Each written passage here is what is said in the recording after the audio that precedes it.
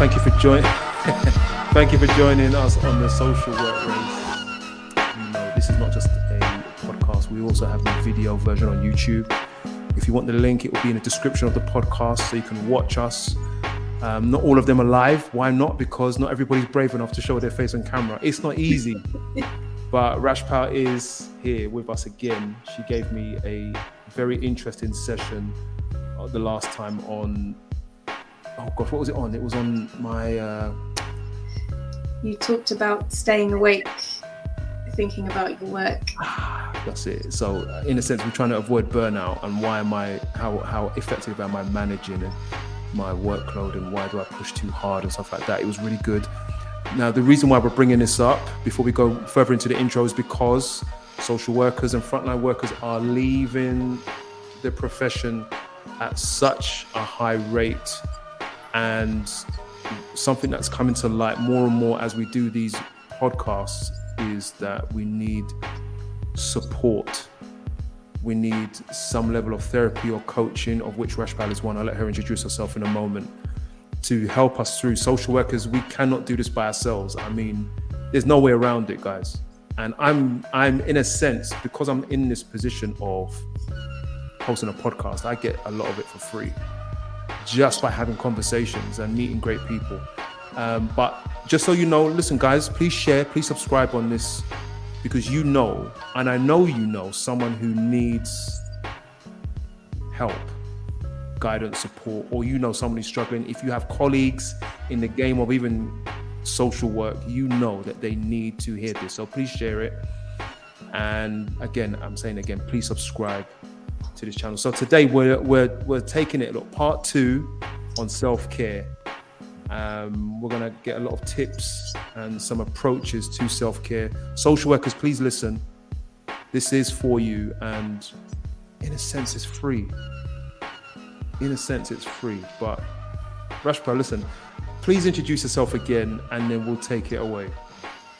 So I am Rashpal, and I have worked in frontline services for about 15 years in homelessness, addiction, community services. And I decided to become a coach, and I really enjoyed, so when I was in frontline services, I really enjoyed supporting my colleagues, using the coaching skills that I had. And so I now specialize in working with frontline workers and social workers. And what I do is I coach people one-to-one. So that's my sort of primary passion, really, is really digging into things with individuals, helping them to find the solutions for themselves, and making change in their lives. What I also do is I deliver sessions for organisations around well-being, and one of the big focuses is self-care. So I think what Curtis was talking about in terms of people leaving, my experience is that forever this kind of sector can have a real high propensity to burnout and to exhaustion. Yep. So, you know, that's part of the reason why I've always done the coaching, is to help people tap into their skills. So just before this, me and Curtis were talking about self-care. And so my belief is that social workers and frontline workers just have an amazing range of knowledge, information and skills around what self-care means. In terms of practice, you know, this is the kind of work that you're doing with the people, the kind of thing that you're doing with the people you work with all the time. Yeah, the clients you work with. And what we know is that it's really hard to apply that stuff to ourselves. Yep. Particularly, I think we can get stuck into the fact that we know it. And that makes it worse sometimes. You know, I know what I need to do. Mm-hmm. I know how to do it. But I just can't do it. There's not many people that take their own advice. Yeah. And I think, so this is where, you know, when I do sessions with organizations, with teams, Yeah. I don't really look at what self-care practices you do, whether it's running or yoga or walking or going to the gym or doing nothing. It's not necessarily about the practice. And because we're all different as well, you know, I can't prescribe something to a group of people and say this is what I'd recommend for all of you. It's much more about digging into the common reasons why we don't practice self-care and how we can overcome those. And you did that for me last time. Yeah. Help me understand some of the barriers to self-care. I think we're going to go into it a little bit more today. Let me lead you with this then. For example, it's not necessarily me, but we might go into me in a little while. I would say self-care is me happily at the end of a hard day, or it's not a hard day. It's a hard job, I should say. So it's a hard week. It's a hard month. It's stressful. It's demanding. I would go to the gym, and that's my self-care. I'll go out for a drink. That's my self-care. I'm taking time out, to do me. And I want to know what you would say to that. So a couple of things come up. I think the thing that I would first ask is like, is what is it that self-care brings to you? Like, what kind of feeling, if you were to describe self-care to me in terms of a feeling, what would it be, or range of feelings? Oh, so you're asking me now. Yeah. This is really okay. So I tell you what, let me go into it. I guess I picked on just some of the classics, but for me, before I answer that, let me just be clear. For me, self-care is going to the gym, bit of jacuzzi on that, steam room, and also or going for walks. In terms of self-care, I'm not aware of much more that I do. But what's the feeling? What is self-care bringing to you? So self-care, I think I get more of a physical sense of relief. Okay. But I know that there's a mental aspect, but I don't feel it the same way as the physical. So I think it's really interesting to start tapping into like what self-care means and what it brings. So if I use an example of myself, for me, the meaning of self-care, what it brings to me in my life is freedom, energy, connection, and the way that I've come about understanding what self-care means to me is by thinking about the opposite. So we've talked about burnout and we've talked about exhaustion. So in those times when you feel like you've run out of energy, you're burnt out, what would the opposite of that be for you? What kind of feelings would it bring? And I think, thinking about yourself as a person. So I have anxiety. So self-care, by practicing self-care, I can come out of that anxiety, or I can manage that anxiety and feel a sense of freedom. So that's why I pick that particular word. And I think sometimes, when we can understand what we want from self-care, then we can start to understand the activities that will really help us. Sorry to cut you. You've brought something to me now. So you're saying I need to define it. I'm not telling you what you need to do, but I think that's a helpful approach. It's a helpful way of thinking about self-care, because what I really preach is proactive self-care. It's not starting from a point of reaction. It's not starting from a point of I'm exhausted, I'm knackered, I'm unwell. It's starting from a point of, you know, I want to be motivated, or, you know, I have a little bit of energy now. What can I do with that? And how can I sustain that? It's coming from a point of what am I going to enjoy? What's going to bring me, what's going to connect with my passions? Yeah. Do you know what I mean? So I think we can get caught up in that reaction, and being proactive means like really connecting with what brings us joy, what brings us energy. Right. So you're saying that it's possible for us to be engaged in activities that others may have defined as self-care, or might be culturally known as self-care, but it may not meet the need. Right. Yeah, absolutely. And I think what we can do also is we can get into a routine of like, this is my self-care. And it might have helped you before for a period, or it's something that is sustaining you, and that's great. But actually, you know, we fluctuate, we change, our motivation changes, our workload changes, our family life changes.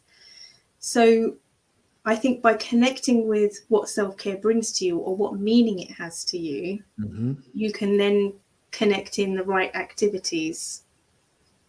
Wow. Okay. Where are you going to take it now? So I think, you know, that there is so you can take that to different levels. So if I use myself as an example again, so I said freedom, energy, and connection. And then what those things bring for me is also hope and optimism, because I'm in a more positive state. And then that means I can make decisions that work for me. I can connect with others better, and I feel more resilient. So it has a chain effect for me. Yeah, knowing what I want to get from my self-care, and then it helps me to be in a better state. And all of that is self-care. You know, being able to make better decisions for yourself, being able to connect with others, all of that is really, really helpful for self-care. So that's one thing in terms of how I would approach self-care and talking to people about self-care, and particularly social workers and frontline workers. Because I don't know about you, but when I worked in frontline work, self-care, the term was bandied about all the time. But I don't think anyone ever defined what it was for me. Like, nobody told me what it meant. And it's all very activity-based. Okay. So when you say activity, meaning walking, gym, something physical is what you mean? Yeah. But it might not necessarily, it sounds like you're suggesting it might not necessarily be that. Well, I think sometimes you need to take a step back and look at what works for you and who you are, what kind of personality you are, what things work for you, before you just say, here's a plaster, like you've got a bruise, you've got a cut, you've got whatever, but I'm just going to give you a plaster for everything. You know, you need to go back and say, like, what is it that I need for this healing, is an example, or whatever it is that you need. So it sounds like, just to summarize it, there may need to be a bit of work to be done on my part, which is the same work I would ask my clients to use to find meaning in what they're doing before they do it. It might help. Yeah, never thought of that. I thought I knew it all, but I clearly didn't. No, but the thing is, you do know it. You do know it. And this is why I love coaching so much. I mean, I wouldn't normally do a coaching session like this, but you do tap into people's knowledge. And they do have that knowledge. And so, you know, you were able to tap into the information quite easily because you know it somewhere. Right. But applying it to this situation and applying it to yourself is the challenge. Right. That is true.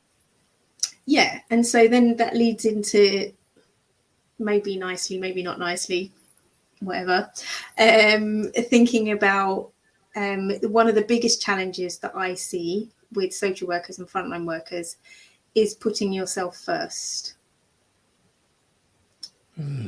Okay, please explain what that means.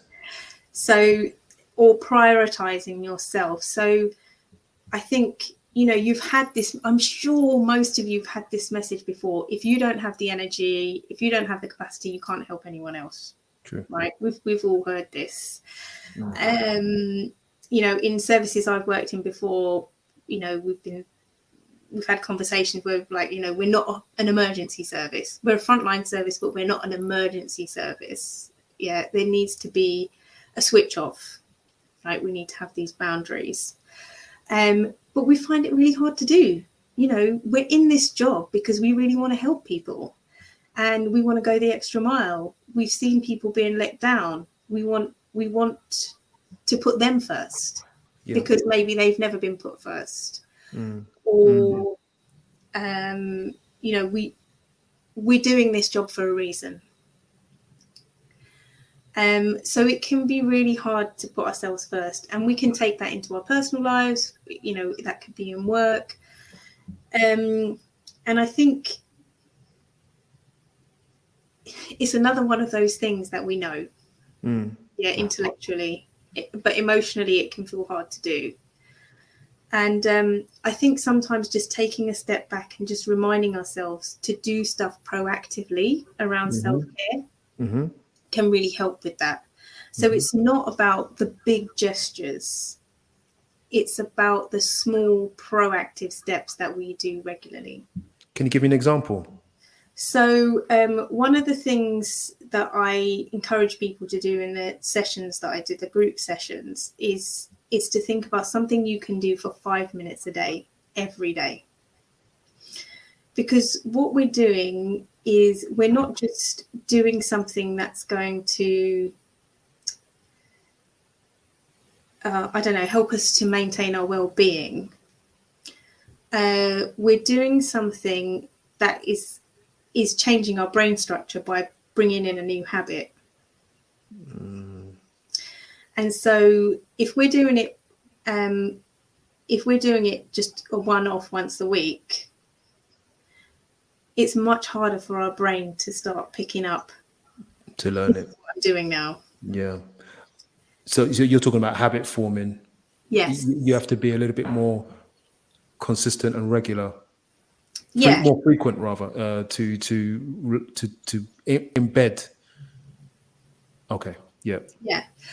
But also you need to prioritize that 5 minutes to start off with. Like that's a great step-by-step approach. It's like, I'm going to start with 5 minutes.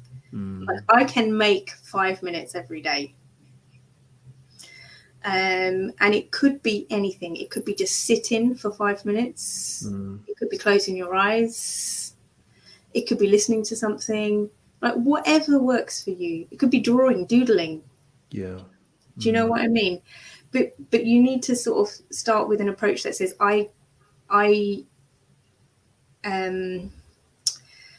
one of the things I do in my sessions, or I have done, is I invite everyone as a chorus to say self-care is a part of my day. What, to say that? Yeah, and to say self-care is a part of my job. Part of my job. I'll make a note of that one.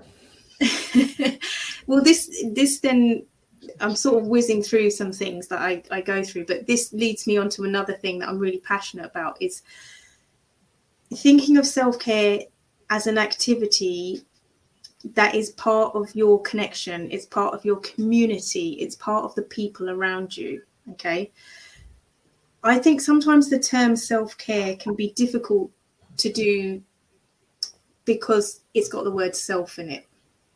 Like we talked about before, about prioritizing yourself.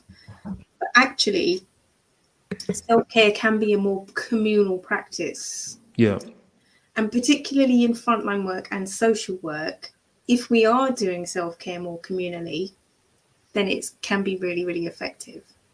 So are you having conversations in your teams about self-care? Right. about how you are supporting each other to do self-care. Yeah. Who's role modeling? Who's setting an example? Mm. Have you got accountability buddies in your team? You know, okay, let's make an agreement. You know, I'm going to do 5 minutes my lunch break, and I'm going to check in with you. Have you done it? And you're going to check in with me. Have I done this other thing? Are you doing something together? Maybe there's somewhere down the road that you both wanted to check out, a gallery or something, you know, and you both say, right, we're going to make an agreement to go up there straight after work. Yeah. You know, building a culture of self-care as a group rather than Culture. it being just about you, and thinking about the fact that actually, you know, we do need others to enable us to do self-care, whether it's your instructor who's teaching you yoga, or it's somebody who's helping you with care responsibilities. So can I adjust that slightly? Yeah. And it's just a really, I guess I'm asking you a question around just your thoughts. Do you think that if I'm more like introverted, or I like my own company, so to speak, then do I need a community? Well, I guess you're in a community, and you know, people are enabling you to do self-care. It's not that you necessarily need to do it with them, but it's about how we lift each other, how we support each other to do self-care, how we make that a culture and a practice together. Yeah. So you don't need to do the practice of self-care with somebody else, but you know, even if you're saying to someone in the team, look, I'm going to go out for 5 minutes to do my walk, which is part of my self-care practice, you're role modeling that to somebody else, right? And there is then, or you know, are you raising it in a team meeting? Like, what is everyone's approach to self-care? How is everyone doing self-care? How are we finding it doing it in work? These are just examples, you know. There's not an onus on you to start a culture of self-care or to start role modeling it. But there is power in community. There is power in the fact that if you walked into a team today and everyone was practicing different types of self-care throughout the day, you'd be much more likely to do it, right? Yeah. If you're outside of work community, you know, you're in a relationship and your partner practices self-care and does something for themselves 3 times a week, you have a conversation about that. You might have children or caring responsibilities. You take on that responsibility. You enable them to do self-care. Yeah. And that sets a precedent as well, which means you're much more likely to practice it. Yeah. So it's thinking about the systems and structures around self-care, not just, I need to practice self-care. You know, it's all down on me to be self-motivated all the time. It's all down on me to have that impetus all the time. It's how we embed a culture together, how we use our community, and how our community uses us, if that makes sense. Yeah. I have a question for you, because I've been happy to guinea pig myself on these shows, and again, a part of my self-care has been to, if I could word it like this, I think I mentioned it last time, to care less about what others think, because I've seen how it's shaped me negatively, or the negative impact of it has been so much more apparent on me. And so that's why I don't mind sharing about how I think and feel, because there's very little you can do with that information. I'm just free from everybody's, and it's a thing I have to work on constantly. But I would ask you to, on the back of that, ask you to say, what questions would you want to ask me as an example of what we're looking at? Because I think that if we use use me as a guinea pig, for example, and I might actually ask you some questions as well about it, about yourself, if that's okay. Yeah, go for it. You know, to help this make more sense, Yes. what questions would you ask me that we could explore just for a few minutes? So one of the activities I encourage people to do in a session is to do like a circle of so you're in the middle, like a dart, not dart, but like a target. So you're in the middle, and then you have circles around. Like an eco map, I think it is, yeah? Is that I'm what they not call it? sure. I'm That not doesn't sure. matter, but I know what you're talking about. Multiple circles, a small one in the Yeah, middle. exactly. Yeah. Yeah. And so what I do is I ask people to really think about who enables them to do their self-care. So who's in that immediate circle, who's in the wider circle, and who's in the outer circle. Mm-hmm. And how you can utilize that by just being aware of who enables you to do your self-care. Yeah. So that's an activity that I invite people to do. That's the main one. It's a little bit more about just being aware of who is in your community and who is enabling you to do self-care. Okay. Did you want to ask me a question? Who do you, I mean, if I asked you who enabled you to do your self-care, who would you say?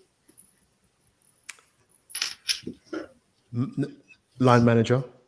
Mm-hmm. If we're talking about a professional, on a professional basis, or in my profession, it'd be line manager. Then there would be my colleagues. And then when I get home, my wife would see whether it's how the impact of my work life. And it could be a range of things she would say that would cause me to think, okay, it's time to do X, Y, or Z, or do something. So yeah, it's actually all the people who I frequently meet, to be fair. Are there other people around that, do you think, who help you enable you to do your self-care? Good question. And I've got my pen and paper here. It's right here. Yeah. Okay. Let me just draw this out. So colleagues, management, wife. In a sense, you all are there. I mean, whoever I interview is actually on the topic of self-care is actually in probably that second circle. But I see you all less, so I'm going to put you in that second circle. Yeah. Interviews. Yeah. Who else is out there? That's all I can think of, actually. So, other self-care activities that you do. So you said you go for walks. Yep. You go to the gym, you said? Yep. And is that you go on your own? Most of the time, yeah. Okay. So you talked about podcasts. What else did you say was a self-care activity? I think that was it. Oh, and sorry? The jacuzzi, you said. Oh, at the gym. Yeah. Okay. Yeah. At the gym. Yeah. Yeah. And you made me think, because what I'm doing in my head is I'm saying to myself, I enjoy this activity, therefore it's self-care, which might or might not be true. You can help me work that out.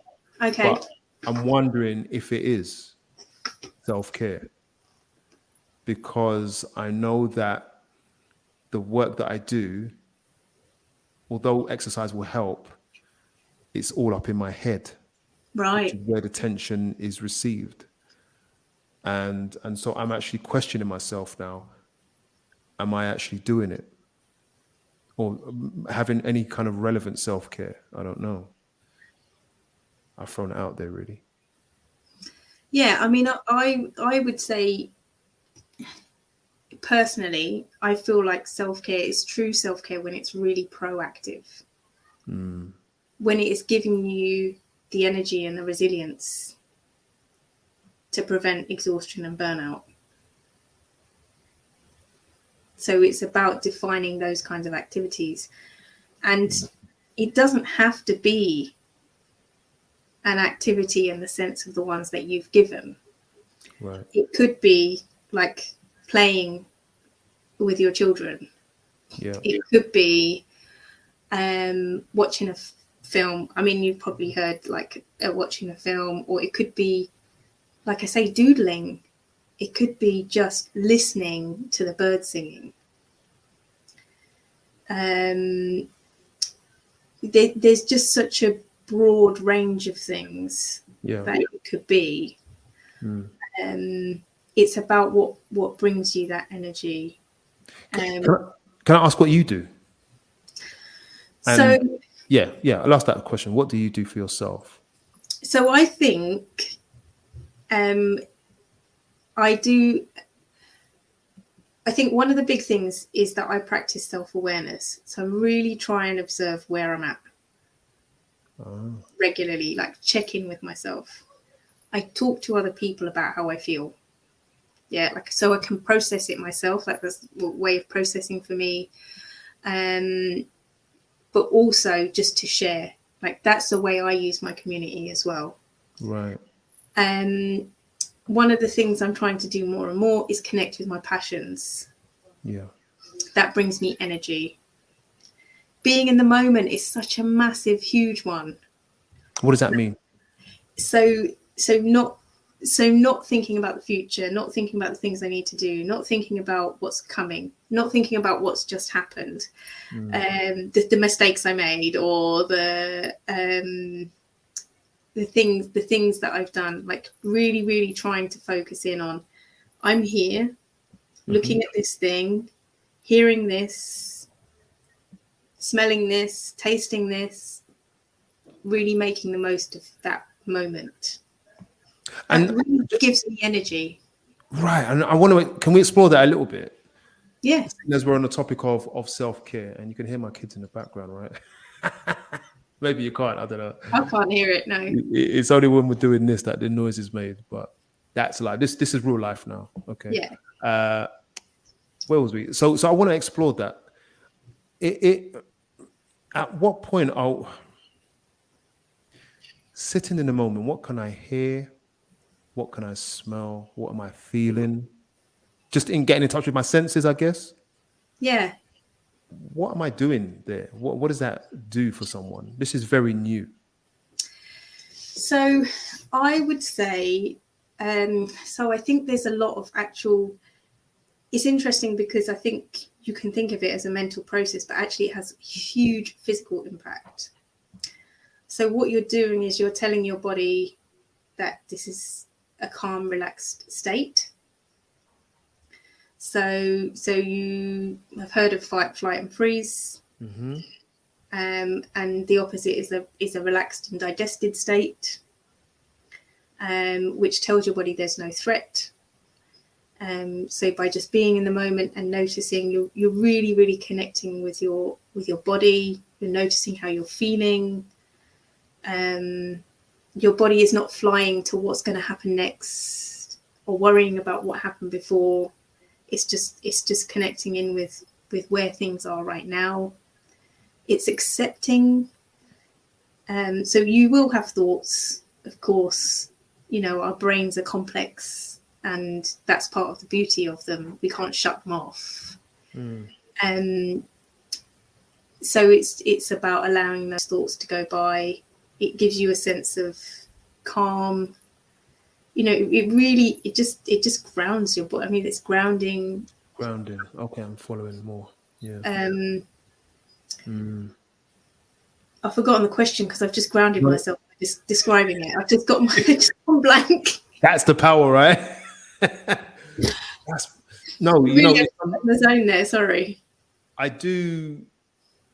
No. Sorry. The question was, what does being in the moment mean? You were on track. Don't worry. I'm going to give it a try. I think what it does, it also brings a richness to whatever's in front of you. So we're talking about in a time of stress. So, I mean, I would say most of what I encourage is that we practice this proactively before we get stressed. Okay. Yeah. And then when you do feel stressed, it's an easier state for you to reach. Okay, so when I do feel stressed, because I've been practicing this level of self-awareness, Mm-hmm. when the stress arrives, then what would you say happens then? Well, you can, you can work out, like, I feel stressed. What's going to help me? What's helped me before? You can connect physically with that. You can connect mentally with that because you've practiced it so many times. So it helps you it helps you not escalate. I'm just trying to practically convey this. I would say what it does is it gives your brain like a map to go back to. Yeah, whatever your self-care practice is that you've been doing proactively already. Yeah, whether it's going for a walk, whether it's doing yoga, whether it's being in the moment, like whatever it is that works for you. If you've been practicing it regularly and then you get stressed, you can think, what have I been practicing that's really helped me to have some energy, to feel connected, to feel grounded? And you can come back to that feeling and that state mentally and physically because you've felt it already so frequently. Like if you've been practicing it regularly, proactively, then it's easier to come into that state. But I think when you're stressed and burnt out already, it can be really challenging to then say, start practicing self-care. It's not, personally, I don't feel like self-care is the answer at that stage. Right? Okay. Like, not in the way that I would approach it. I feel like rest and recuperation is like the big thing. And people might say that is self-care. But I feel like that is something that's more like treatment. Yeah, it's a response to being unwell. You need rest, you need recuperation, and then you can start thinking about what are the things that I can do that can help me to care for myself in the long run. Does that make sense? It does. It's making a lot more sense. I mean, so far, you've given me greater meaning behind what I am and am not doing, and you've asked me to be more clear about my conscious decision to look after myself. What do you mean, Curtis? What do you mean looking after yourself? And is it serving its purpose? Evaluate what you're doing.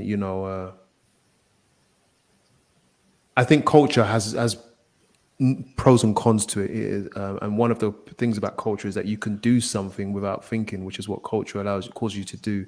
This is what we do to regulate. We all drink a certain drink.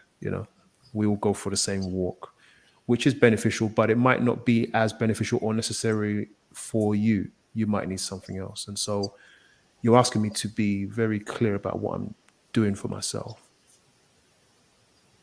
Yeah. And that whole kind of grounding thing, and being self-aware, and what was the word we used? What was it? It In was the moment? in the moment. Thank you. I'm going to explore that more because I was advised on that before, but it didn't really make sense. And it might be partly because of my culture, and it might be partly because of the male factor. Like as men, we don't do certain things. We don't speak to counselors, and so there are natural limits in my brain that say I don't want to go down that road. I want to do something a bit more comfortable, but I'm willing to explore because But I don't. Yeah, I mean, I think the thing about culture is very, very important because we live in a capitalist world, and the capitalist world says, don't stop. don't ever stop. Don't ever stop to think, to notice, be productive. Yeah, it tells us to be productive. And also, it goes against a lot of like ancient wisdom. Yeah. Across the world, and this is why I talk about community, because I think across the world, part of our self-care has been community and connection. Yeah, it's being in a community. We know each other, we support each other, we enable each other. We notice, like you said about your partner, when somebody needs something different, we can then provide them the space. You know, we don't have to necessarily interact or have a conversation, but we can provide that space. And you know, I'm personally very passionate about community. I feel like that's really missing from our lives in general. So yeah, I feel like there's a lot that it can bring to enable us all. Do you have a practice yourself that you do every day? You don't have to say what it is. It might be personal to you, but do you have that? Yeah, I do. So for probably about 5 or 6 years now, I've been doing yoga every single morning.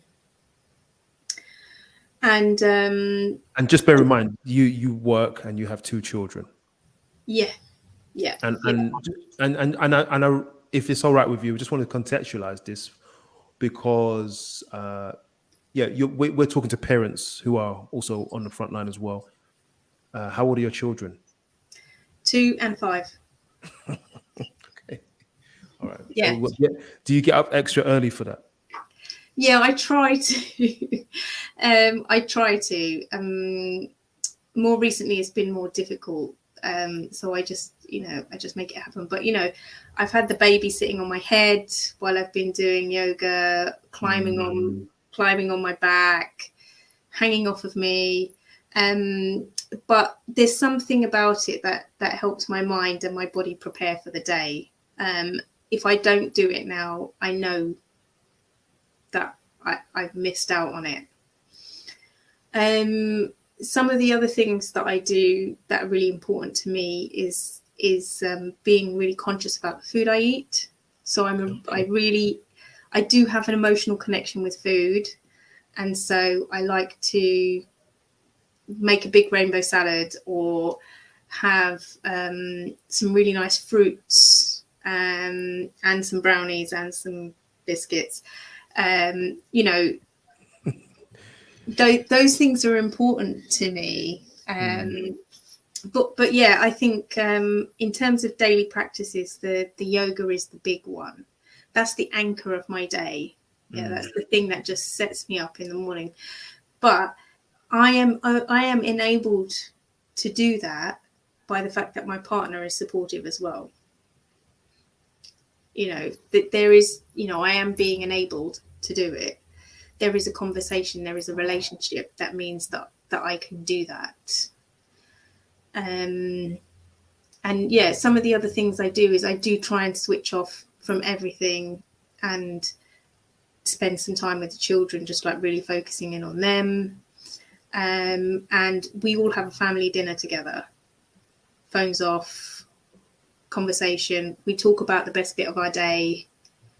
So that's a real focal point as well for self-care. Right.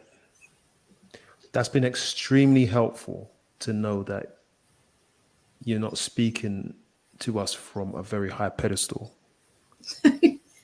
but you're actually here with your feet on the ground and you're able to do it. And one thing I do appreciate in life is having one practice that we do every day that is just of benefit.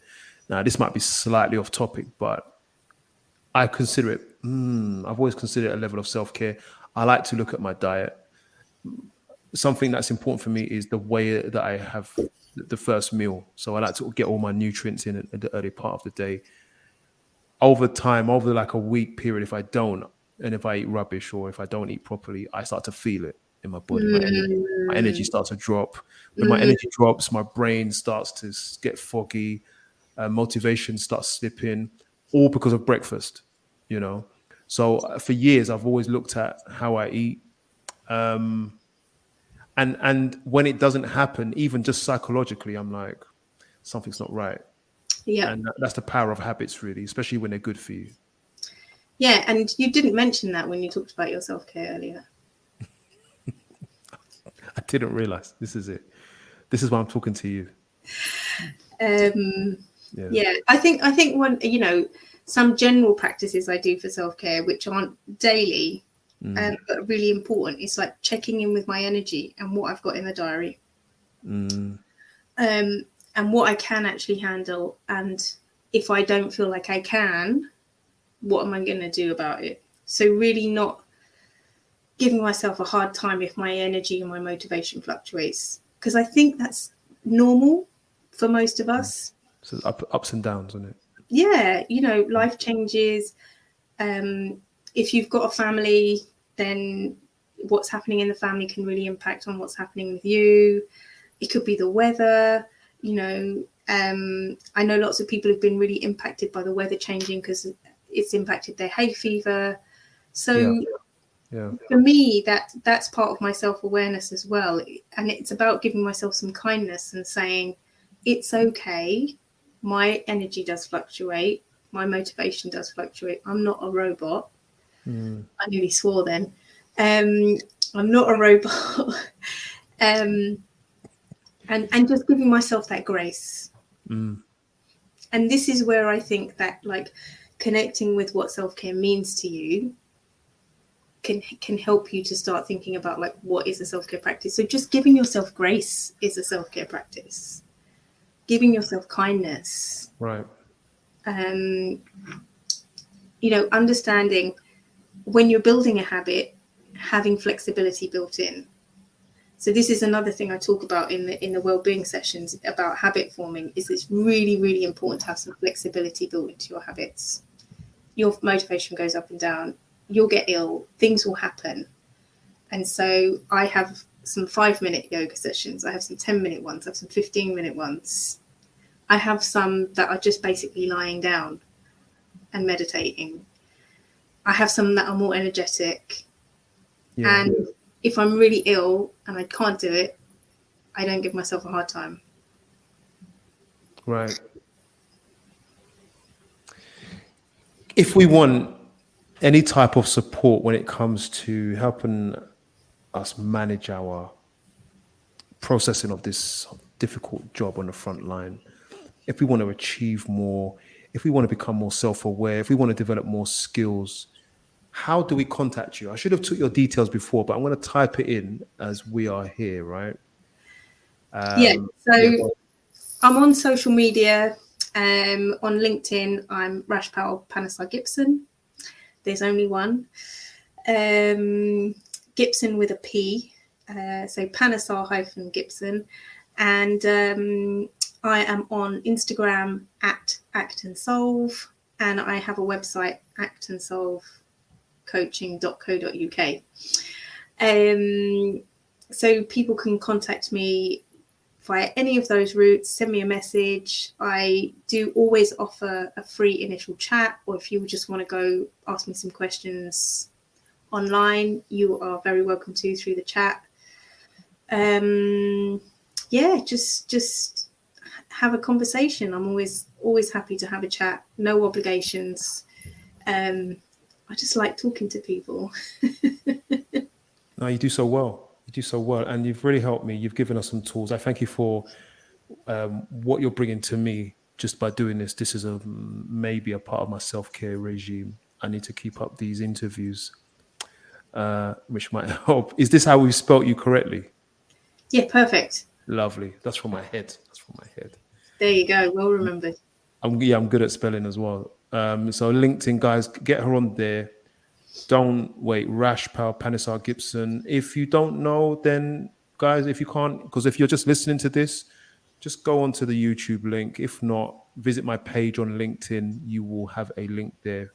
I will put a clip up for you to see, and you can see how it's all spelt. Okay.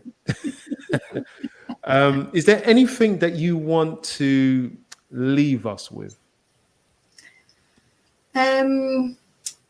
I think really it's about personalizing your self-care practice. Mm-hmm.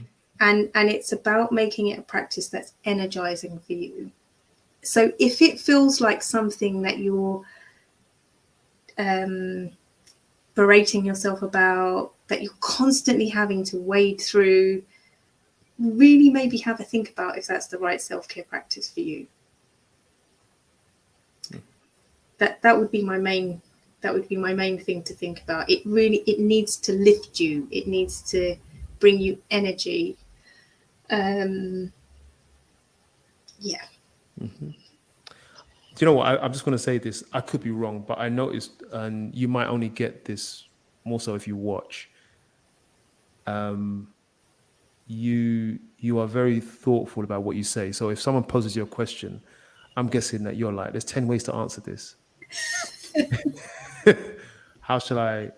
You're very conscious of the words that come out, and so, guys, you might hear pauses, but this is what happens when you are thoughtful and intentional about every single word. So it's pure quality. So, but I can see in your eyes, it's like, okay, Curtis has asked me this question.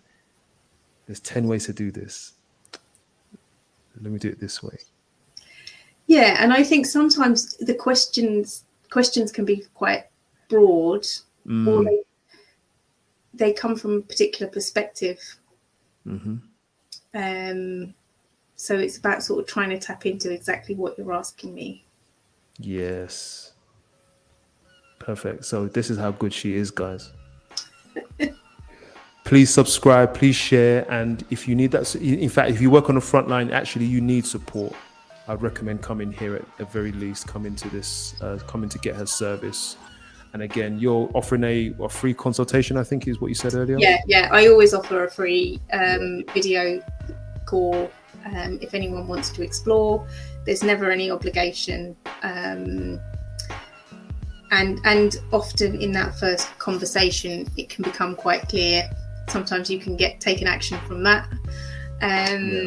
Or, you might decide on what the next steps are in that initial conversation. Thank you very much for your time. Thank you. I really enjoyed it. Oh, always. And I'm sure there's part 3 in there somewhere. Thank you all for listening. So, say again? No, I was going to say, yeah, great. Let's go for it. Because I tell you, as long as we have social workers and health workers, and we're going to need you. So we're going to have to make it part whatever it's going to be until the world is cured, right? That's until then.